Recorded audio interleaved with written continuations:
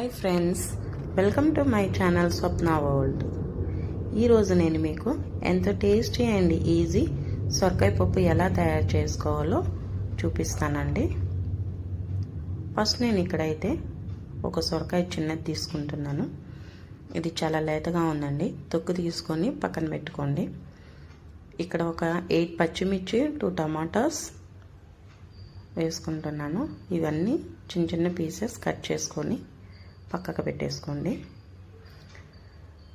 ఒక tea glass కందిపప్పు నేను ముందుగానే నానబెట్టుకున్నానండి. ఒక 1 అవర్ పాటు నానబెట్టేసుకోండి. నానినాక బాగా క్లీన్ చేసుకొని ఏదైతే మనం కుక్కర్ పెట్టాలనుకుంటున్నామో అందులో వేసేసుకొని ముందుగా మనం కట్ చేసుకునే అన్ని సొరకాయ, పచ్చిమిర్చి, టమాటో అన్నీ ఇందులో వేసేసుకోండి.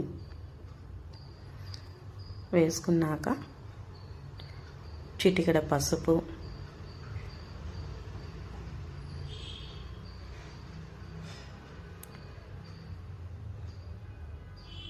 చిన్న నిమ్మకాయ సైజ్ అంతా చింతపండు వేసుకోండి. మీకు కావాలంటే ఇందులోనే ఉప్పు వేసుకోండి. నేనైతే వెనిపేటప్పుడు వేస్తాను ఉప్పు. వాటర్ అనేది కొంచెం తగ్గించి వేసుకోండి. నేను ఇక్కడ 2 టీ గ్లాసుల వాటర్ వేసుకుంటున్నాను. మనకి సొరకాయలో నుంచి కూడా వాటర్ అనేవి వస్తాయండి. ఇంకా ఇక్కడ విజిల్ పెట్టేస్తున్నాను. ఒక 6 విజిల్స్ వచ్చేంత వరకు ఉంచుకోండి. కందిపప్పు కదండి, అందుకని 6 రానిస్తున్నాను. ఇక్కడ కందిపప్పు ప్లేస్లో మీరు పెసరపప్పు కూడా వేసుకోవచ్చండి. విజిల్ అనేది ఈమెరంతా తీసే అంతవరకు వెయిట్ చేయండి. ఎమ్మటే విజిల్ తీయొద్దు. విజిల్స్ అన్నీ అయిపోయినాక ఒక 10 మినిట్స్ ఆగితే సరిపోతుంది. మొత్తం ఈమెరంతా లాగేస్తుంది. అప్పుడు మనము కుక్కర్ అనేది ఇలా ఓపెన్ చేసుకోవచ్చు.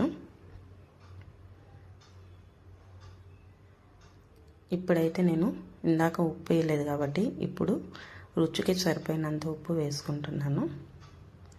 ఇది బాగా మెత్తగా వినపండి. కొంచెం ముదురుగా ఉంటే సొరకాయ మీరు ఒక 7-8 విజిల్స్ వచ్చేంత వరకు వెయిట్ చేయొచ్చు. తర్వాత మెత్తగా వినుపుకున్నాక నేను ఇక్కడ తాలింపు గింజలు వేసుకుంటున్నాను. ఆనియన్, తెల్లుల్లిపాయలు, కరివేపాకు వేసేసుకొని బాగా గోల్డెన్ కలర్లో వచ్చేంత వరకు వేగించుకోండి. వెనుపుకున్న పప్పులో ఇది వేసేసుకోండి, తాలింపు గింజలు. ఇది ఒక 10 మినిట్స్ ఉంచితే సరిపోతుందండి. మొత్తం కలిపెట్టేసుకొని 5 to 7 మినిట్స్ ఉంచేసుకోండి. అంతేనండి, సొరకాయ పప్పు టేస్టీగా ఈజీగా రెడీ అయిపోయింది. ఈ వీడియో కానీ మీకు నచ్చినట్లయితే please like, share, subscribe to my channel friends. Please support me. Bye friends.